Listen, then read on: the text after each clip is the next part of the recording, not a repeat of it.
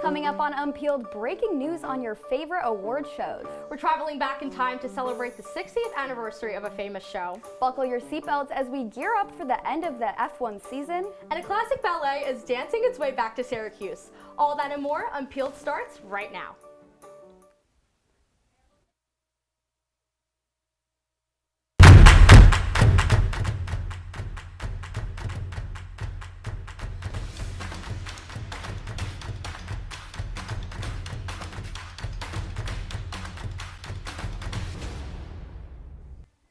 Welcome back to a brand new episode of Unpeeled. I'm Kayley Decina. And I'm LaMalfa. Now for breaking news on the not-so-golden Bachelor. Gary Turner has been lying to his fans about his romantic life. He claimed on the show that he had not dated anyone for 45 years as he grieved the soul-crushing loss of his wife. However, recent reports say that he began dating another woman a month after his wife's death. The couple lived in the same house for a while during their 3-year relationship. He also dated multiple other women during the 45 years. After winning the hearts of his fans because of his vulnerability, this comes to a disappointment for many. I mean, I'm disappointed. This is so unexpected, and I can't help but wonder if this was Gary or the producer's decision to make this the story that he hasn't dated in all these years. I mean, I've been watching all season, and as a fan, I feel betrayed. So Bachelor Nation definitely doesn't lie when they say there's going to be more drama, and I feel like the producers would have loved the storyline of him having a girlfriend, so I wonder whose choice this really was. Yeah, I mean, it's confusing. They definitely emphasize that he was struggling with dating and moving on, but either way, these things always seem to come out, so I feel like it was just a matter of time.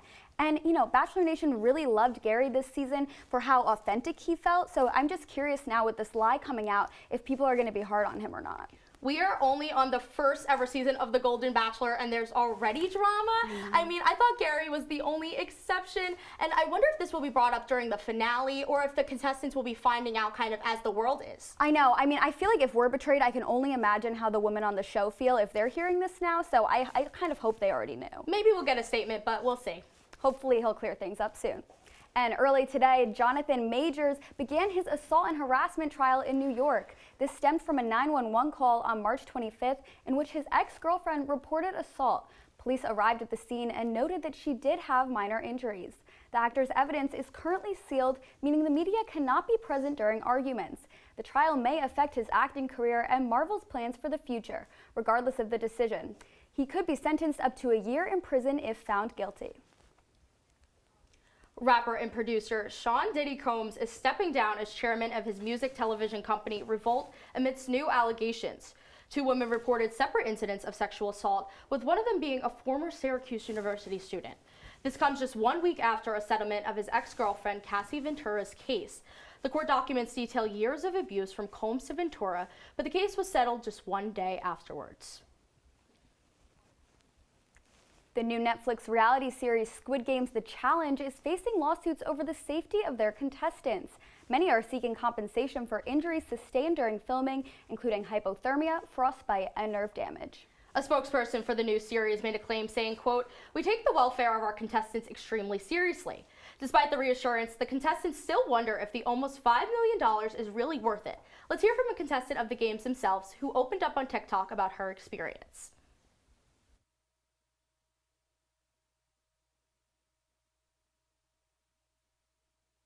Now, Kayley, I was very shocked to kind of hear that Squid Games was going to have its own reality TV show because the games in the show seem so dangerous. I was thinking the same thing. Now, I didn't watch it myself, but I've heard on almost all accounts that the show is pretty disturbing. So to bring that to life definitely seemed like a risk. But again, we're just seeing more and more lawsuits when it comes to these reality and entertainment shows. Now, the contestants said that they were experiencing inhumane conditions. The weather was freezing cold. They couldn't wear warm clothes, so they had to have the jackets that only, the company provided them. They were standing outside for hours. The company didn't really provide, the studio rather, food for them, and they just felt overall exhausted. I know, and it really is so terrible to hear these things, especially because they totally could have been prevented. And I just think what's especially sad is that the players went into this thinking that they were just going to have a fun experience, not endure something dangerous that would have these long-lasting effects. No, absolutely. There's a huge cash prize, but with just how, extreme this is, I don't know if it's really worth it. I don't think so either, but we'll be sure to keep you updated on Unpeeled. And Beyonce is finally releasing her long-awaited Renaissance concert film this Friday, following the end of her world tour. Renaissance is one of Beyonce's most polarizing releases, celebrating queer ballroom culture and Black womanhood. According to the film's official website, it's both a concert film and a documentary about the creation and inspiration of the music. 4 out of the 5 of Beyonce's former Destiny Child's bandmates publicly supported Beyonce on the chrome carpet. And the 2024 Brit Awards are making some changes for its upcoming show in March. The board recently met with multiple equality, diversity, and inclusion organizations in an effort to boost the representation of these shows' nominees. Fans will see R&B in its own category for the first time after years of being included in pop. The board has also chosen to increase the number of nominees for both British and International Artist of the Year from 5 to 10. I mean, I think that this is such a good idea. I know that the reason behind some of these changes was that women were getting less opportunities, so I think that they're setting a really good precedent by noticing a problem and making a change. I also read that, after the voting by the Academy, female artists that should have been in that top were just, below that 5. So I think that by increasing the nominees from 5 to 10, we're going to see a lot more diversity in the nominees and see people who were just missing the mark. I also think this is great for artists in the music industry because expanding these categories, that will allow them to be nominated where they might have not been nominated before. Award shows are also really important because it brings new fans and exposure and success to artists because it kind of gets their name out there. So true, it really is. And I definitely also see the benefit in separating R&B and pop. I mean, it just deserves its own category, and now people won't have to choose between one type of artist or the other. They could just root for both separately. And hopefully other award shows will follow suit. Yeah, I really hope so. And when we return, Doctor Who returns to the screen for a special anniversary. And our very own Alana Epstein is here to fill us in on an impactful music award show. Don't go anywhere, we'll be right back on Peelers. Welcome to an excellent episode of Live from Studio B.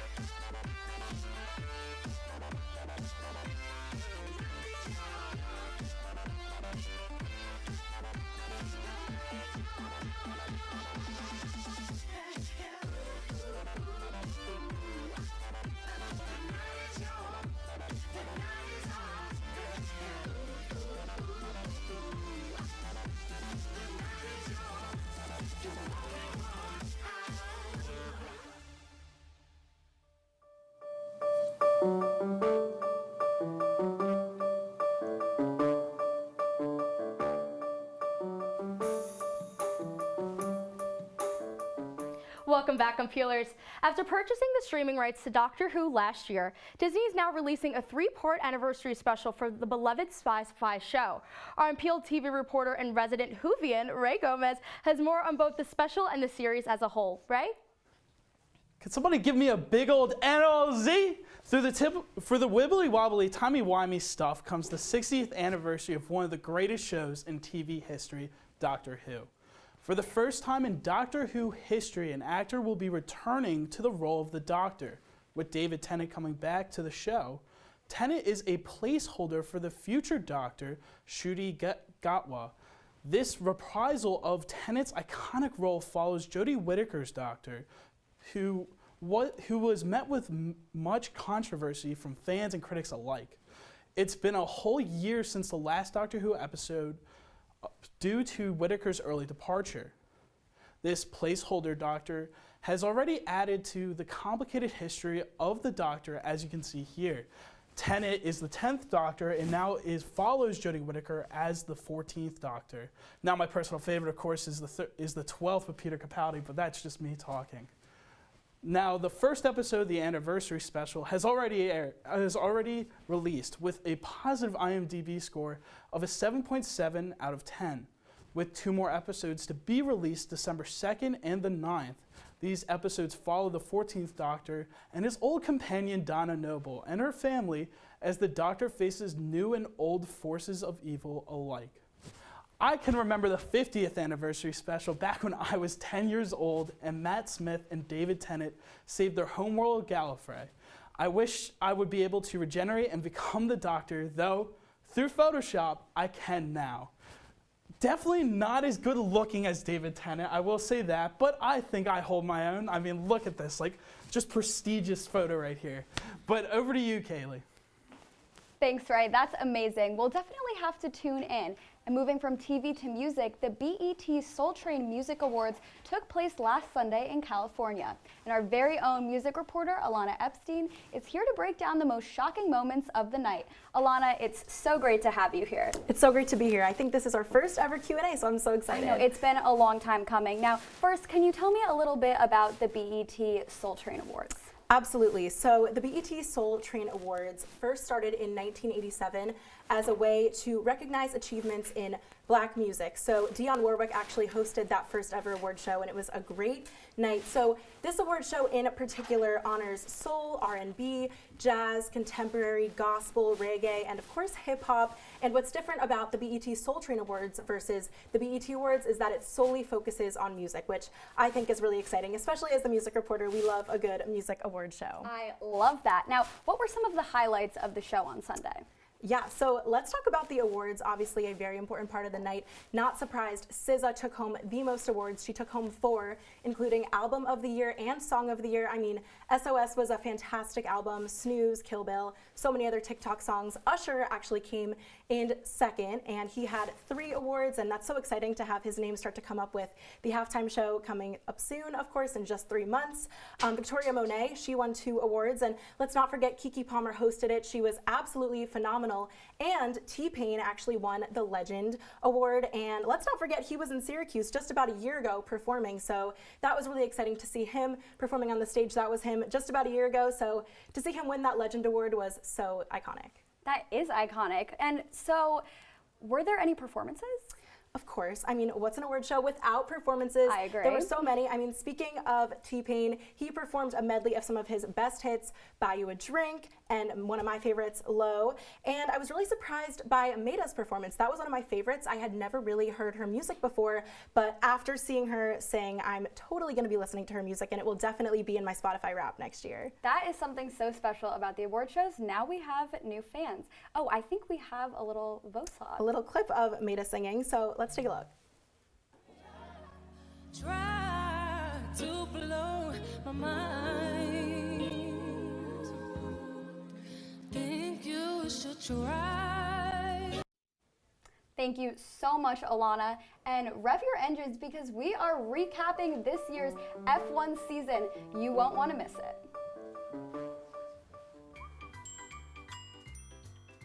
Fancy pants peanut butter? A big screen television? You haven't even bought a sofa yet. A motorcycle?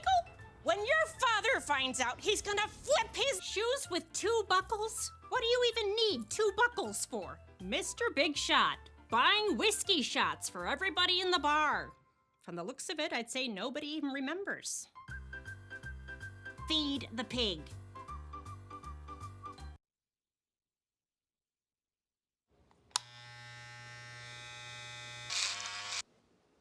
You've messed up your son's haircut. Mom? Do you A, try to fix it, Like it never happened. B, work with what you got, or C, show solidarity? Thank you, baby. As a parent, There are no perfect answers, but you don't have to be perfect to be a perfect parent. Thousands of teens in foster care will love you just the same. I see you mobbing over her. Let's go. Let's mob. Let's crawl. Let's crawl. Let's crawl. Hey, yo, we mobbing. Come on, girl. Let's crawl. Hey, yo, let's crawl. Hey, yo, let's crawl. Hey, let's crawl. Hey, yo, let's crawl.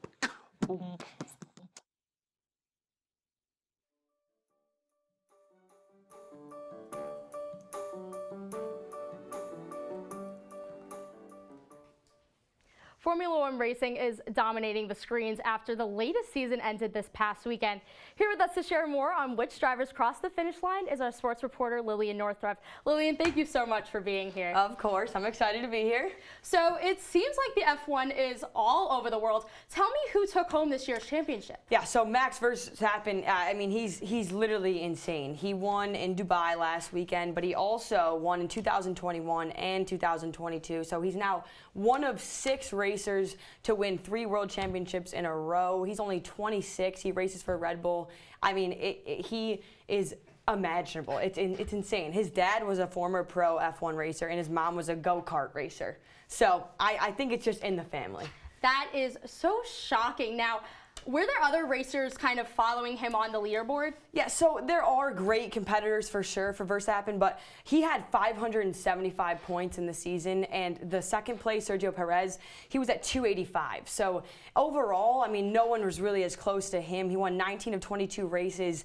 I mean, Lewis Hamilton, there are all the older racers that are definitely still winning. Overall, Verstappen's young. So, you know, we'll see how the future looks, but in general, Verstappen took the season, and I think he'll probably continue to take more in the future. Now, with the season coming to an end, do you have any predictions for next season? Yeah, so it's pretty crazy, honestly. I mean, 2 out of the 5 leaderboard people right now are only 26 years old. So pipeline-wise, there's really young racers coming into the play, and I think they'll be around for a while. But kind of cool to see Fernando Alonso. He's the oldest at 41 years old, and it's cool to see the dynamic of the younger players and the older players still going with it. But, I mean, 500 million fans are tuning in. It's a sport that is blowing up everywhere. It's in 21 countries. I mean, if you're not an F1 racer fan right now, you probably should get on board because it's a pretty cool sport. That's awesome. Thank you so much, Lillian. Oh, yeah, of course. Thank you both for that recap. And moving from the racetrack to the parade grounds, we here at Unpeeled are feeling extra grateful at this year's Thanksgiving festivities set record. Our industry reporter Riley Underwood is here to tell us what floated to the top of the charts.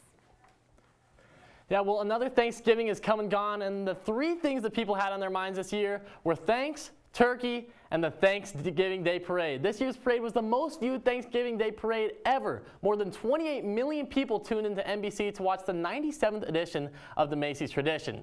The record-setting parade featured 49 balloons, 26 floats, and over 8,000 workers in 5,000 costumes. But the parade hasn't always been this elaborate. Back in 1924, the first Macy's parade took place on Thanksgiving. But it wasn't originally a Christmas parade that was meant to mark. It was originally a Christmas parade that was meant to mark the start of the holiday shopping season at their new department store that had just opened in New York City.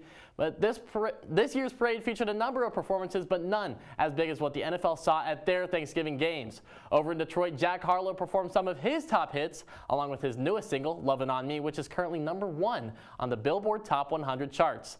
And down in Arlington, Dolly Parton stole the show during the halftime of the Cowboys-Commanders game. The 77-year-old performed her classic hits, as well as previewing some music from her new album, Rockstar, which released earlier this month. But if you weren't able to catch those performances, there's still a Thanksgiving flick you can watch. Thanksgiving, the horror movie, has been receiving positive reviews after its timely release. Eli Roth's thrilling movie grossed over $10 million on its opening weekend, pushing it into top 3 on the movie theater charts. The film features Patrick Dempsey and TikToker Addison Rae and follows a murderous pilgrim that terrorizes Plymouth, Massachusetts after Black Friday. And if that doesn't get you intrigued, Kayley, I don't know what will. I'm intrigued. Thanks, Riley. And Syracuse residents are leaping with joy for the return of a festive show. We'll discuss all of the details when we come back. Look at you. You're You're at the top of your game. You're unstoppable. Nothing can throw you off track. Wait, is that your car? Uh-oh. Yeah, I saw that coming. That will throw you off track. You're looking at around 10 grand in fines, legal fees, and increased insurance rates. Let's try this again. Smart move. Because buzz driving is drunk driving.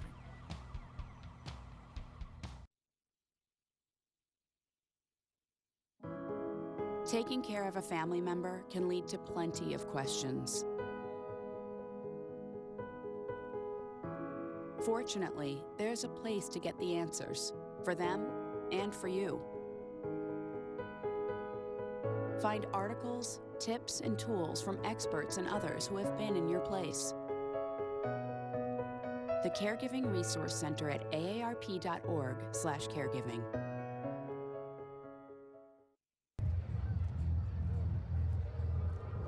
Looking for these? You drive buzzed. It could be one very expensive ride. First, you gotta make bail. Then pay me to get your car back. Your insurance premiums will go through the roof. And my legal fees just keep adding up. All told, it could end up costing you $10,000. Buzzed, busted, and broke. Because buzz driving is drunk driving.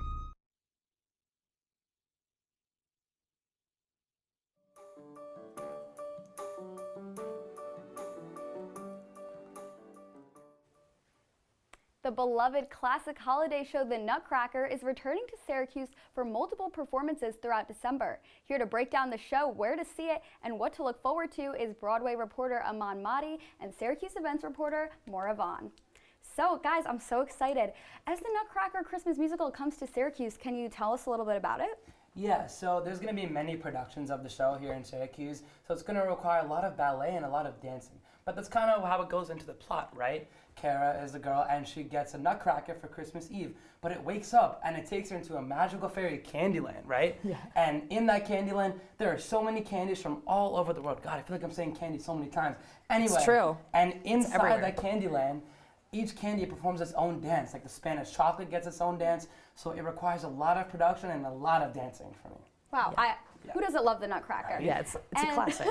Maura, I heard that during these holiday performances, there's been a strike with the ballet dancers for one of Syracuse's productions. Can you explain what's going on? Yeah, so this is not usually normal. This is a little bit of drama with the Syracuse City Ballet. So on November 10th, 8 of the full-time dancers wrote to the executive board basically saying, like, we don't feel safe doing these dance moves. We're worried about our mental and physical well-being. And one of the examples they're saying is the physical conditions that we're putting our dancers under and the student dancers in the high school, just we don't feel safe doing these moves. We don't feel prepared. So it was definitely like a big deal for these dancers to not really know what they're doing for it and not feel safe doing it. I actually had the opportunity to speak to Kara Connolly, one of the biggest advocates of the Syracuse City Ballet, and she was the one fighting this. And she said, quote, "We're hoping our story inspires industry-wide conversation about how we can give artists a stronger voice without fear of retaliation or termination. And we want all artists to feel valued because every artist is an individual who can't be replaced or replicated." And that's what she said to me. And it's such a strong statement that I feel like is really going to resonate. And they really hope something positive is going to come out of this. Yeah, I mean, thank you for getting us that information. Yeah. That is, really great to know. And even with these strikes happening, where can people see the shows? Yeah, so even with the strike happening, and as Aman was saying, they're losing a few dancers, they are still putting on this performance. So the Syracuse City Ballet, you can still go to get tickets there. You can go to the On Center and the Landmark Theater. So really, you can see this candy anywhere in Syracuse. Well, Maura, I think you forgot one show run. Actually, Oh, no. you missed it by 15 years. I didn't think Unpeeled was putting this on. Oh, they are. What's going on? There's one. You just missed the show by 15 years. That's actually me. Oh my goodness. This is why I'm in broadcast journalism and not dancing anymore, but that is me as an angel. I but we love cannot see it. that, Well, yeah. thank you for sharing all of this information. I wonder which Nutcracker will be better. Thanks, guys. And in more somber news, on November 19th, we lost an American gem with the passing of former First Lady Rosalind Carter. Our lifestyle reporter Ryan Kongyu is here to commemorate her life and her contributions to the fashion of the future First Ladies. Former First Lady Rosalynn Carter passed away last week at the age of 96. The wife of former President Carter was an advocate for the destigmatization of mental illness, a champion for women's rights, and a global humanitarian. Rosalynn Carter will be remembered for her passionate service and how she changed the game for future First Ladies. Carter understood the power of fashion when it came to politics, and her time as First Lady introduced a new approach to image making that is still used today. She was the one to shop off the racks and was known to carry a briefcase to the White House. For the presidential inauguration, she wore a teal blue overcoat with a grandfather collar and paired it with brown leather knee-length boots. This outfit caught the eyes of many because it was seen in full as the Carters walked during the inaugural parade. The first to walk the inauguration parade, the first to establish an office in the East Wing, and the first to repeat an outfit. Rosalynn Carter repeated a dress for the presidential inauguration, and boy, did that cause an uproar. Although her beautiful blue ball gown with chiffon material and gold trimming made a statement during the presidential inauguration, it was recycled from her husband's inauguration as governor of Georgia. This was not the only time Carter recycled an outfit. While at first many criticized the First Lady and questioned her taste in fashion, many are now recognizing her for being ahead of her time. Carter was the daughter of a dressmaker and understood the value of one's style, as well as the value of clothes maintenance. Many of it was more likely to be on the minimalistic colors. Like in her lilac dress she wore in her official White House portrait. Her reuse of an outfit is not seen as wearing an old clothes, but sustainability. Rosalynn Carter helped create a culture where for the future First Ladies, they don't have to deal with this criticism for re-wearing an outfit.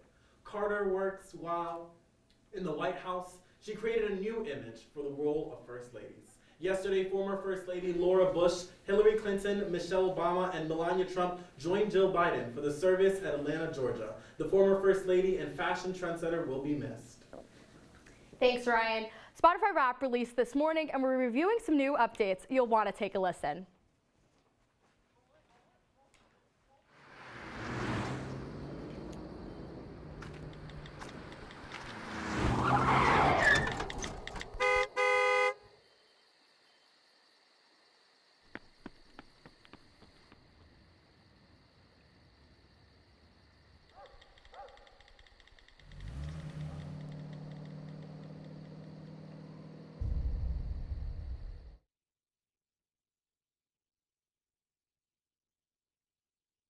There's one thing you can never have sex without. It's not something you buy. Or something you take. In fact, there's only one way to get it. It has to be given to you, freely. It's consent.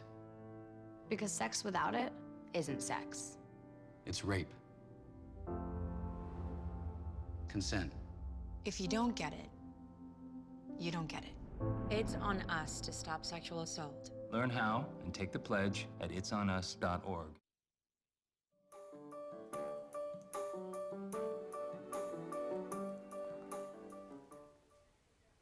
Spotify Wrapped dropped this morning with 2 new features. The features Me in 2023 and Soundtown both add a new interactive element to the platform. They describe a specific user's listening habits and place them in a city that has the highest population of fellow fans.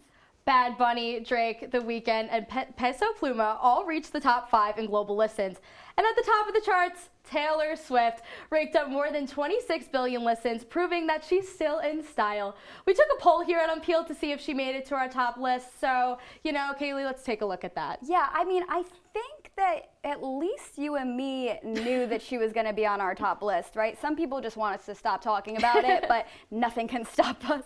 And, it was no surprise. I was actually in top 0.5% of her listeners, so clearly I've spent plenty of time with Taylor this year. I was in the top 2%, and I would have been in the top, whatever percent you were, but I switched from Apple Music to Spotify in the beginning of the year, so. Yeah, I think we're actually gonna take a look at my Spotify Wrapped, but my top song was Cardigan from Folklore. I mean, I could analyze those lyrics all day, and should we take a look at Alexa's?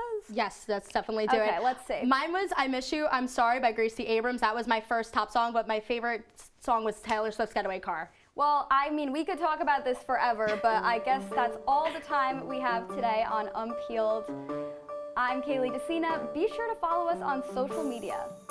Follow us on our socials at CitrusTV on X and Unpeeled_Syracuse on Instagram. I'm Alexa LaMalfa. And I'm Kayley Decina. We'll see you next Wednesday. Stay cozy.